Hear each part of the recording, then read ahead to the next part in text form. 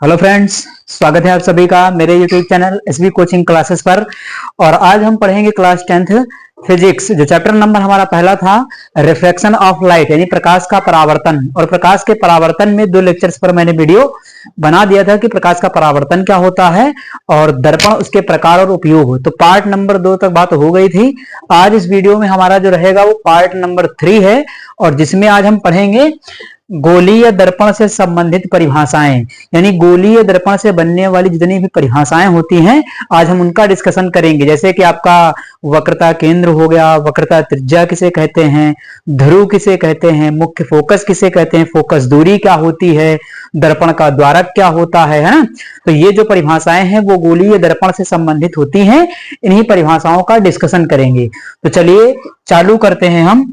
तो सबसे पहले जो संबंधित परिभाषाओं में परिभाषा है पहली हमारी, वो है ध्रुव यानी पोल। तो लिख लेते हैं हम यहाँ पर, नंबर फर्स्ट हो जाएगी हमारी परिभाषा ध्रुव, यानी इंग्लिश में इसको कहते हैं पोल। पोल मीन्स क्या होता है, ध्रुव होता है ना। तो ध्रुव की परिभाषा क्या होगी कि दर्पण के परावर्तक तल के मध्य बिंदु को, परिभाषा सुनिएगा, कि दर्पण के परावर्तक तल के मध्य बिंदु को या परावर्तक सतह के मध्य बिंदु को। आपको पता है कि गोलीय दर्पण 2 प्रकार का होता है, एक अवतल दर्पण होता है और एक उत्तल दर्पण होता है। उसी प्रकार से एक दर्पण और था आपका जो कि था समतल दर्पण, है ना। तो किसी भी दर्पण का जो परावर्तक तल है, जैसे मैं बना करके आपको बता देता हूं, जैसे मान लिया कि ये हो गया समतल दर्पण, मैंने बना दिया है ना। तो समतल दर्पण हो गया ये, और ये क्या है, इसकी परावर्तक सतह है। तो परावर्तक सतह के मध्य बिंदु को, यानी ये वाला पॉइंट, परावर्तक सतह को यानी दर्पण के परावर्तक सतह के मध्य बिंदु को दर्पण का क्या कहते हैं, ध्रुव कहते हैं, पोल कहते हैं। और इसे P से प्रदर्शित करते हैं, कैपिटल P से। तो अगर समतल दर्पण है तो इस प्रकार से ऐसे दिखाएंगे ध्रुव। अगर हम बना लेते हैं अवतल दर्पण, अवतल दर्पण कैसे बनता है, ऐसे बनता है अवतल दर्पण। इसका नाम क्या रखते हैं, M1 M2। दर्पण का नाम क्या रखते हैं, M1 M2। M क्यों, M मीन्स होता है, M फॉर होता है मिरर, और मिरर मीन्स होता है दर्पण। तो इसको एक नाम दे दिया गया M1 M2। आप इसको ABCD कुछ भी लिख सकते हैं इंग्लिश में, है ना। तो M1 M2 कहीं पर देखेंगे ABCD भी लिखा हुआ मिल सकता है। तो ये हो गई दर्पण की परावर्तक सतह। अब ये अवतल दर्पण है और ये दर्पण की क्या है, परावर्तक सतह। तो परिभाषा क्या है कि किसी दर्पण की परावर्तक सतह के मध्य बिंदु को, अब ये परावर्तक सतह है, इसका कोई मिडिल पॉइंट होगा। तो मिडिल पॉइंट मान लेते हैं किसका यहाँ पर होगा, मिडिल में जो पॉइंट होगा उसी को क्या कहेंगे, दर्पण का ध्रुव कहते हैं। तो इसे हम P से प्रदर्शित करते हैं। तो ये अवतल दर्पण में ध्रुव यहां पर हो जाएगा। उसके बाद अगर हम उत्तल दर्पण को बना लेते हैं, ये हो गया हमारा उत्तल दर्पण। अब उत्तल दर्पण की ये क्या है, परावर्तक सतह है, इसका भी नाम वही रख देते हैं M1 M2, है ना। ये उत्तल दर्पण की कौन सी सतह है, परावर्तक सतह है।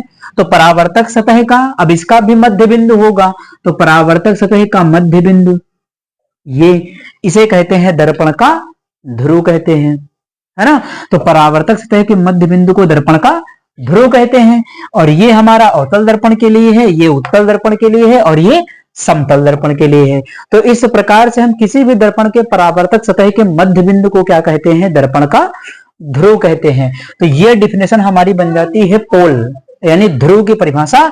इस प्रकार से हमारे तीनों दर्पण में लग जाएगी। और यहां पर अगर रिप्रेजेंट करना चाहे, देखिए चित्र बनाना, इनका डायग्राम बनाना अनिवार्य नहीं है, लेकिन ये बनाना तब अनिवार्य है, इसको समझना इसलिए अनिवार्य है, अगर इसको अच्छे से समझना है आपको तब इसके डायग्राम आपको देखना ही पड़ेगा, है ना, उनके विषय में जानकारी। क्योंकि डायग्राम समझने से थोड़ा सा हम ज्यादा क्लियर समझ जाते हैं, है ना। तो ये परिभाषा आपकी बन गई ध्रुव की। इसके बाद हम देख लेते हैं नंबर 2 जो हमारी परिभाषा आएगी वो आती है वक्रता केंद्र यानी सेंटर ऑफ कर्वेचर। तो देख लेते हैं सेकंड जो हमारी परिभाषा बनेगी वो बनेगी वक्रता केंद्र। ये परिभाषा कौन सी बनेगी, वक्रता केंद्र यानी सेंटर ऑफ कर्वेचर। अब ये सेंटर ऑफ कर्वेचर क्या होगा, वक्रता केंद्र किसे कहते हैं। तो मैंने आपको इसके पहले वीडियो में बताया था, पार्ट नंबर 2 में, कि जो गोलीय दर्पण होता है वो किसी काटे गए गोले का भाग होता है। गोलीय दर्पण कहां से बनता है, किसी गोले को काट करके बनाया जाता है ना। तो गोलीय दर्पण जो होता है जिस काटे गए गोले का भाग होता है। अब गोले का भाग होता है तो गोले में कोई ना कोई केंद्र होता है। आपको पता है ना कि जो दर्पण हमारा बनता, मान लिया हमने अवतल दर्पण बना लेते हैं इसको, ऐसे बना लेते हैं। ये हो गया हमारा अवतल दर्पण, है ना। ये तो ये कहां से बनेगा, ये किसी गोले को काट करके बनाते हैं, है ना। एक गोले को काट करके हम दर्पण को बनाते हैं, तो इस गोले का क्या होगा, कोई मिडिल पॉइंट होगा, मध्य बिंदु होगा, है ना। तो क्या कहते हैं कि गोलीय दर्पण जिस काटे गए गोले का भाग होता है, गोलीय दर्पण जिस काटे गए गोले का भाग होता है, उसके केंद्र को दर्पण का क्या कहते हैं, वक्रता केंद्र कहते हैं, और इसे कैपिटल सी से प्रदर्शित करते हैं। सी क्यों, तो सी मीन्स होता है सेंटर, है ना। सेंटर मीन्स क्या होता है, केंद्र, इसीलिए वहीं से सी ले लिया गया। तो इसे हम रिप्रेजेंट कर देते हैं कैपिटल सी से, है ना। तो यहां पर इसका क्या मिल गया था हमें, यहां पर मिल गया था ध्रुव, परावर्तक सतह का मध्य बिंदु ध्रुव कहलाएगा, और गोले का जो केंद्र कहलाएगा वो क्या कहलाएगा, वक्रता केंद्र। तो ये हमारा बन जाएगा अवतल दर्पण के लिए। इसी प्रकार से सेम टू सेम किसके लिए हो जाएगा, उत्तल दर्पण के लिए। देख लेते हैं, उत्तल दर्पण को बना लेते हैं। ये हमारा बन गया कॉनकेव मिरर, कॉन्वेक्स मिरर, है ना। कॉनकेव तो ये हो जाएगा, कॉन्वेक्स वो है। तो यहां पर इसको हम ऐसे बना देते हैं। ये अब ये भी एक गोले का भाग होता है, तो इसमें भी कोई ना कोई केंद्र होगा, और उसी केंद्र को हम क्या कहेंगे, सेंटर ऑफ कर्वेचर, यानी वक्रता केंद्र कहेंगे, और इसे भी कैपिटल सी से प्रदर्शित करते हैं, है ना। तो ध्यान ये रखना है कि अवतल दर्पण कैसा होता है, उत्तल दर्पण कैसा होता है, उसी के हिसाब से हमें सी और पी को रखना होता है। क्योंकि उत्तल दर्पण में आपका सी कहां होता है, इस साइड में होता है, दाईं ओर होता है, और इसमें किस साइड में होता है, इस बाईं ओर होता है ना। तो ये हमारी परिभाषा जो हो गई, वक्रता केंद्र की परिभाषा हो गई। इन दोनों का स्क्रीनशॉट यदि लेना चाहे तो आप ले लीजिए, फिर मैं आपको अगली डेफिनेशंस बता देता हूं। आपने उसका स्क्रीनशॉट ले लिया होगा। अब हम देख लेते हैं अगली परिभाषा को। तो वक्रता केंद्र के बाद हमारी जो परिभाषा आती है वो है वक्रता त्रिज्या, है ना। कौन सी परिभाषा आएगी, परिभाषा नंबर 3 है वक्रता त्रिज्या, है ना। ये तो वक्रता त्रिज्या की परिभाषा क्या बनेगी कि गोलीय दर्पण जिस गोले का भाग होता है ना, गोलीय दर्पण जिस गोले का भाग होता है उसकी त्रिज्या को दर्पण की वक्रता त्रिज्या कहते हैं, है ना। जैसे आपके सामने ये भी डायग्राम बना हुआ है, तो यहां पर ये क्या है, इसका सेंटर है, केंद्र है, और ये क्या है, ध्रुव है ना। तो यहां पर क्या होगा कि आपको पता है कि गोले में त्रिज्या भी होती है। त्रिज्या क्या होती है, तो केंद्र से परिध तक की दूरी, आप मैथ वगैरह में पढ़े हुए होंगे छोटी क्लासों में, 7th 8th 6th में ऐसे पढ़े होंगे, है ना। तो केंद्र से परिध तक की जो दूरी होती है वो क्या होती है, त्रिज्या होती है। तो उसी प्रकार से आपको पता है कि गोलीय दर्पण क्या होता है, गोले का भाग होता है, और गोले में क्या होती है, त्रिज्या होती है। तो उसी त्रिज्या को क्या कहेंगे, गोलीय दर्पण की वक्रता त्रिज्या कहते हैं। अगर इसके लिए डायग्राम बनाना चाहे तो आपके सामने यहां पर भी बना हुआ है ना। मैं इधर बना देता हूं, आप यहां देख सकते हैं इसको, ये बना दिया मैंने, है ना। ये बन गया आपका, ये बना दिया मैंने अवतल दर्पण, है ना। तो यहां पर इसका क्या होगा, ये केंद्र होगा, और ये क्या होगा, ध्रुव होगा, है ना।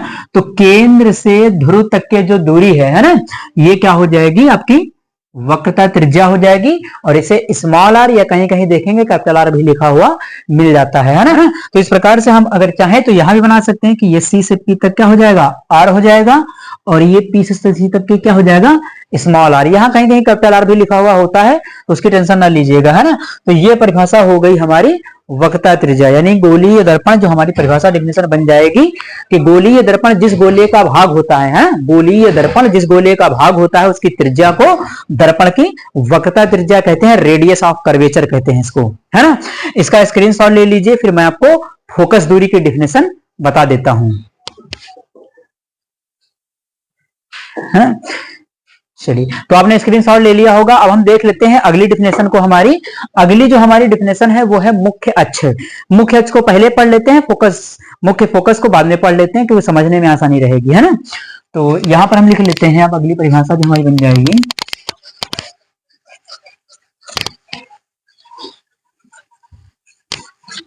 वो हमारी बन जाएगी मुख्य अक्ष, यानी मेन एक्सिस, है। मुख्य अक्ष परिभाषा नंबर 4 है हमारी, मुख्य अक्ष।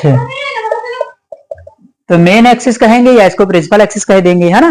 तो ये प्रिंसिपल एक्सिस की परिभाषा क्या बनेगी कि दर्पण के केंद्र और ध्रुव को मिलाने वाली काल्पनिक रेखा को क्या कहते हैं, दर्पण का मुख्य अक्ष कहते हैं। यानी दर्पण के वक्रता केंद्र और ध्रुव को मिलाने वाली काल्पनिक रेखा को क्या कहते हैं, दर्पण का मुख्य अक्ष कहते हैं। अगर डायग्राम में बनाना हो मुख्य अक्ष क्या होता है तो मैं आपको बता देता हूं। जैसे ये मैंने बना लिया अवतल दर्पण, है ना। आपको पता है ये परावर्तक सतह का मध्य बिंदु क्या होगा, ध्रुव होगा। तो यहाँ हो गया P, और इसका कोई ना कोई केंद्र होगा, सेंटर होगा। तो ये केंद्र हो गया इसका, है ना। यहाँ पर मैं बना देता हूँ केंद्र इसका। तो ये हो गया केंद्र।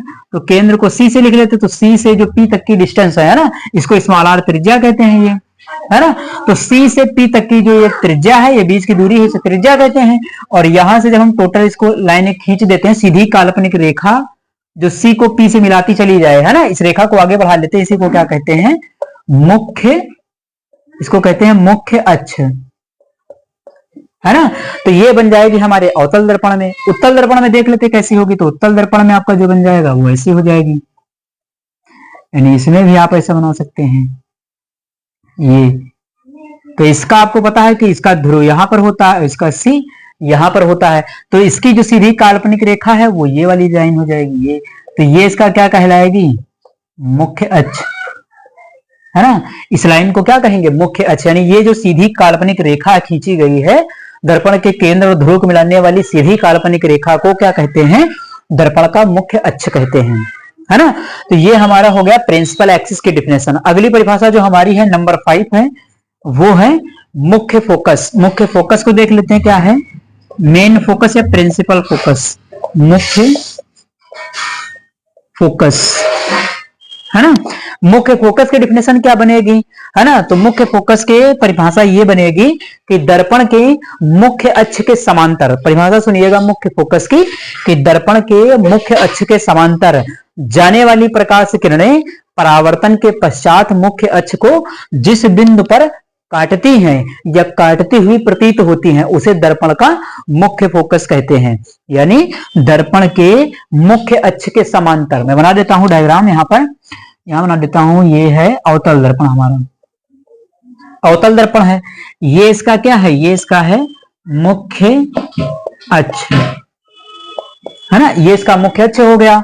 यहां पर क्या होता है, इसका सेंटर होगा, केंद्र होगा। यहां पर क्या होगा, इसका ध्रुव होगा। तो परिभाषा क्या कहती है कि मुख्य अक्ष के समांतर, समांतर का मतलब पैरेलल, यानी सीधे सीधे, जैसे ये बनी हो वैसे। तो यहां से मान लिया कोई किरण ऐसे गई और टकराने के बाद परावर्तन के पश्चात जिस बिंदु पर मुख्य अक्ष को काटती है ना, तो जिस बिंदु पर मुख्य अक्ष को काटती है उसे दर्पण का मुख्य फोकस कहते हैं, है ना। ये समांतर सीधे चली गई और परावर्तन हुआ यहां से, परावर्तन के बाद इसने यहां पर मुख्य अक्ष को क्या किया, काट दिया, है ना। तो इसी को हम क्या कहेंगे, मुख्य फोकस, है ना। तो जहां से काटती है, तो काटती है किसके लिए लिखेंगे, ये अवतल दर्पण के लिए, क्योंकि यहां पर हमें नजर आ रही है। तो जिस जगह पर काट देगी वहां पर क्या हो जाएगा, मुख्य फोकस हो जाएगा। तो ये हमारा डायग्राम हो जाएगा अवतल दर्पण के लिए, है ना। आप एक किरण या एक से ज्यादा किरणें भी बना सकते हैं। अगर मान लिया सेकेंडरी किरण कोई ऐसे चली जाए तो ये भी कहां से जाएगी, यहां से निकल जाएगी ऐसे, यानी ये इधर से गई और टकराने के बाद फोकस से होकर के निकल जाएगी, है ना। तो ये हो गया अवतल दर्पण के। उत्तल दर्पण के लिए मैं डायग्राम बना देता हूं। ये डायग्राम ऐसे हो जाएगा। ये हो गया आपका मुख्य अक्ष, आपको पता है यहां पर इसका क्या होगा, ये C होगा और इसका ये P हो जाएगा, है ना। अब ये क्या है, ये है मुख्य अक्ष, और मुख्य अक्ष के समांतर प्रकाश किरण कहां से जाएगी, यहां से। आपको पता है कि जो वस्तु होती है हमेशा बाईं साइड में रखी जाती है और वस्तु से ही प्रकाश किरण चलती है, ये पता है। तो यहां से क्या होगा कि ये किरण समांतर गए और समांतर के बाद ये सीधे इधर टकरा करके लौट जाएगी। लेकिन इसको जब आगे बढ़ाएंगे तो यहां से कहीं से काटती हुई प्रतीत होगी, है ना। इसको क्या है, ये हाइपोथेटिकल है, काल्पनिक रेखा आगे हमें मिलती है, इसको क्या कह देंगे, मुख्य फोकस।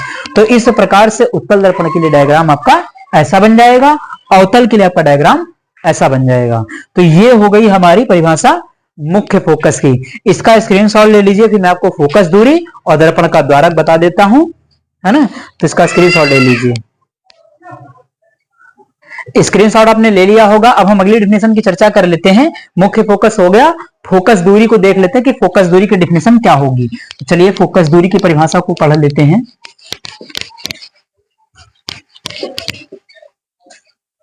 फोकस दूरी, अब फोकस दूरी क्या होगी, तो बिल्कुल एक लाइन की डिफिनेशन है कि मुख्य फोकस से ध्रुव के बीच की दूरी, मुख्य फोकस से ध्रुव के बीच की दूरी जो क्या कहलाती है, वो हमारी कहलाएगी फोकस दूरी, है ना। देखिए वक्रता केंद्र से ध्रुव तक की दूरी वक्रता त्रिज्या होती है।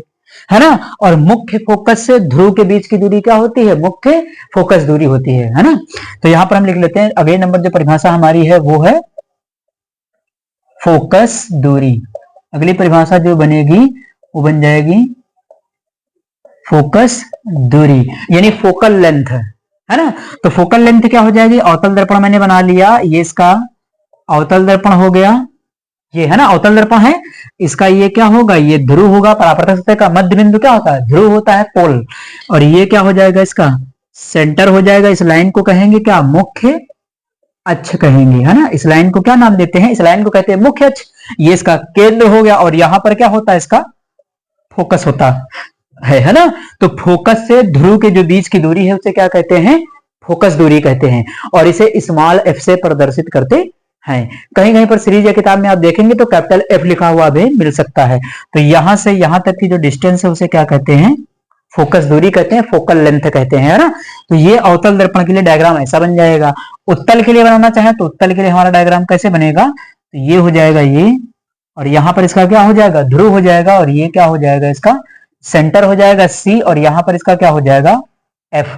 तो इसमें फोकस दूरी कहां होगी, तो इस साइड में हो जाएगी, है ना। इसमें फोकस दूरी ऐसे होगी और इसमें फोकस दूरी क्या हो जाएगी, ऐसे हो जाएगी, है ना। तो इस प्रकार से हमारी जो परिभाषा बन गई कि मुख्य फोकस और ध्रुव के जो बीच की दूरी है वो क्या कहलाती है, फोकस दूरी कहलाती है ना।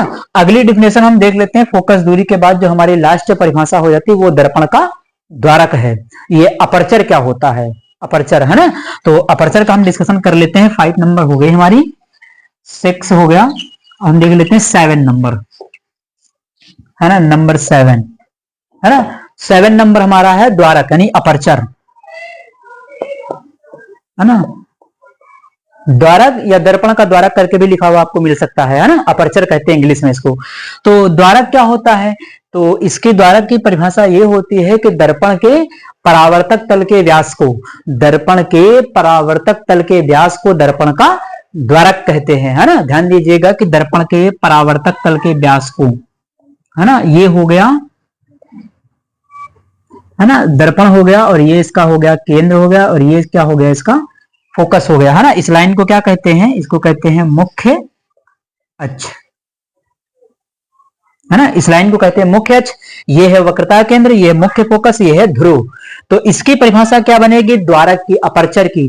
तो दर्पण की परावर्तक तल, है ना, ये परावर्तक तल है, तो परावर्तक तल का व्यास या परावर्तक तल की लंबाई को क्या कहते हैं, दर्पण का द्वारक कहते हैं।